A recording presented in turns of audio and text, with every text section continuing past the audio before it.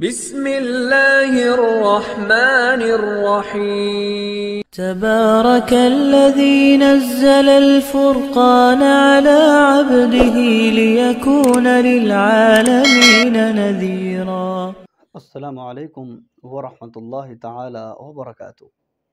میرا نام ہے قاری ابوبکر حیات اور میں آپ کو اپنے چینل پر خوش آمدید کہتا ہوں۔ آج میں آپ کے ساتھ ڈسکس کروں گا کہ قرآن بھولنے کی وجوہات کیا ہیں۔ تو قرآن بھولنے کی وجوہات کے اندر اور بھی بہت زیادہ وجوہات ہو سکتی ہیں، لیکن چند ایک اہم اور جو ضروری ہیں ان کی طرف میں توجہ دلانے کی کوشش کروں گا۔ یاد رکھیے، ہمیں زندگی میں شوق کسی اور کام کا ہوتا ہے اور محنت ہم کسی اور کام پہ کر رہے ہوتے ہیں، اور جس کام کا شوق ہوتا ہے اس کے اوپر محنت تو ہوتی نہیں ہے، ہم اس کام سے رزلٹ حاصل کرنے کے چکروں میں ہوتے ہیں، اور جس کام کا شوق نہیں ہوتا ساری محنت ادھر صرف کر رہے ہوتے ہیں، اور وہاں سے 100% ہمیں نا امیدیوں کا سامنا کرنا پڑ رہا ہوتا ہے۔ لیکن اس کے باوجود ہمیں اس بات کا اندازہ نہیں ہوتا ہمارا فن کیا ہے، ہمارا مشن کیا ہے، ہمارا شوق کیا ہے، اور کس کام کے اوپر میں تیزی سے ترقی کر سکتا ہوں۔ ان تمام تر راستوں سے ہٹ کر ہم ان چیزوں کی طرف محنت کر رہے ہوتے ہیں جن چیزوں کا شوق بھی نہیں ہے، محنت بھی نہیں ہے، اور سارا زبردستی ان کاموں کے اوپر ہم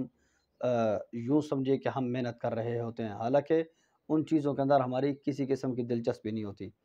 اب اکثر لوگوں کو قرآن یاد نہیں ہوتا، وہ سمجھتے ہیں کہ قرآن ہم یاد کر ہی نہیں سکتے، ہمیں تو یاد ہوتا ہی نہیں ہے۔ تو اس کی بھی ایک وجہ یہ ہے کہ ہم دیکھیں، شوق ہمیں قرآن یاد کرنے کا ہے، ٹینشن ہمیں قرآن بھولنے کی ہے، اور جو ہم محنت کر رہے ہیں وہ محنت ہمیں دنیا کے اندر اتنی زیادہ آگے لے گئی ہے کہ ہم دنیا کے ہر کام کے لیے گھنٹہ نہیں گھنٹوں لگا دیتے ہیں۔ کسی کی دکان ہے تو سارا دن دیکھیں 10 سے 12 گھنٹے،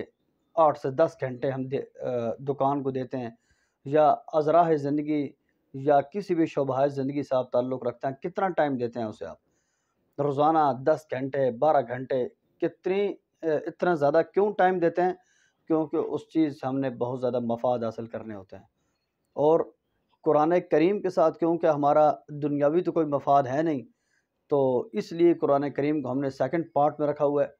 تو ہمیں اس لیے کچھ ہمیں اس سے حاصل نہیں ہوتا۔ ایک تو آپ کو میرا مشورہ یہ ہے کہ آپ قرآن کریم کو اپنا شوق بنائیں، اپنا مشن بنائیں، اور اس طریقے کے ساتھ روزانہ جتنا ٹائم ادھر دیتے ہیں اس سے آدھا ٹائم اگر آپ قرآن کو دیں گے نا، تو آپ کو زندگی میں کسی کے سہارے کی ضرورت نہیں پڑے گی۔ ایک بات۔ نمبر دوسری بات یہ کہ ہم ایک تو وقت مختصر دیتے ہیں، اس کو مختصر کیا مطلب؟ روزانہ نہیں، کبھی کبھار، اور اس کبھی کبھار کے وقت کے اندر بھی ہم چاہ رہے ہوتے ہیں کہ ہمیں سارا آج یاد ہو جائے، ہمارے پاس بعد کے لیے ٹائم نہیں ہے۔ مثال کے طور پر ہفتے میں ایک دن دیتے ہیں، اور ایک دن کے اندر ہم کہتے ہیں کہ یا آج سارا 1 گھنٹے کے اندر قرآن ختم ہو جائے، سارا 1 گھنٹہ شروع ہوا ختم، 1 گھنٹے کے اندر سارا قرآن آپ پڑھ دیں، سارا قرآن یاد کر دیں، ورنہ 15 سپارے تو ہوں ہی ہوں۔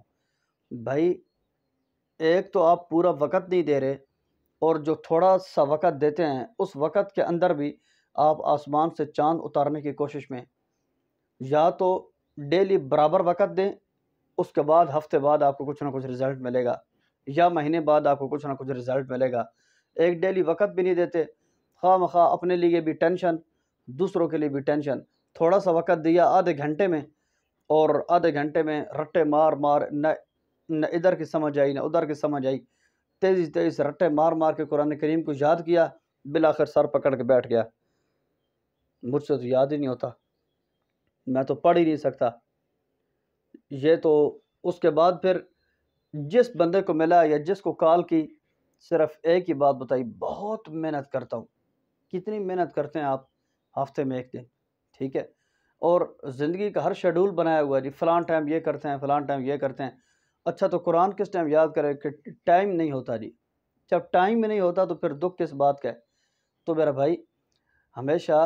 ٹینشن اس کام کی ہوتی ہے جس کام کے اوپر آپ نے محنت خرچ کی، جس کام کے اوپر آپ نے وقت لگایا، جس کام کے اوپر آپ نے پیسہ لگایا، اور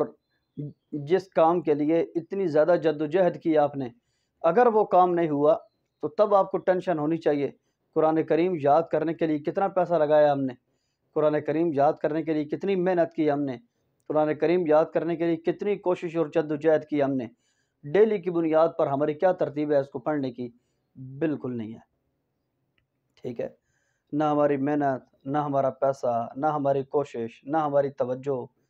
تو بتائیں ان تمام چیزوں کے باوجود صرف ایک دن میں 1 گھنٹہ بیٹھنے سے سارا قرآن یاد ہو جاتا ہے؟ یا بالکل مختصر، جتنا مختصر وقت ہم دیتے ہیں اتنے مختصر وقت کے اندر تو ہمیں یاد ہو ہی جاتا ہے، لیکن کیا اتنے مختصر وقت کے اندر جتنے سپارے ہم یاد کرنے کی امید میں ہوتے ہیں، کیا دنیا کے باقی کام ہم اسی طرح کرتے ہیں کہ مختصر سے وقت کے اندر ہم سالوں کے رزق کماتے ہیں، مختصر سے وقت کے اندر ہم مہینوں کا رزق کماتے ہیں، یا مختصر سے وقت کے اندر ہم اسی طرح آسمان سے چاند اتارنے کی کوشش کرتے ہیں جس طرح کا تعلق ہمارا قرآن کریم کے ساتھ ہے؟ اور جس طرح مختصر سے وقت کے اندر ہم نے قرآن کریم کی تلاوت کا ستیہ ناش کرنا ہوتا ہے نا، کہ مختصر سے وقت ہوتا ہے رگڑ رگڑ کے جلدی جلدی پڑھو، جلدی جلدی پڑھو، جان چھڑاؤ اسے، مختصر گھنٹہ ہو گیا ابھی تک 1 رکوع بھی یاد نہیں ہوا، جس طرح ہم اس کو پڑھتے ہیں نا اسی طرح کے مسائل ہماری زندگی میں بھی شامل ہوتے ہیں، اسی طرح کی آفتیں ہمارے سر میں ایسی لگتی ہیں کہ ہمیں پتہ بھی نہیں ہوتا، ادھر دیکھتے ہیں تو ادھر سے آ لگتی ہے، ادھر دیکھتے ہیں تو ادھر سے آ لگتی ہے۔ اس کے پیچھے یہی وجوہات ہوتی ہیں کہ جس طرح کا تعلق ہم نے قرآن کریم کے ساتھ، جس طرح کا تعلق ہم نے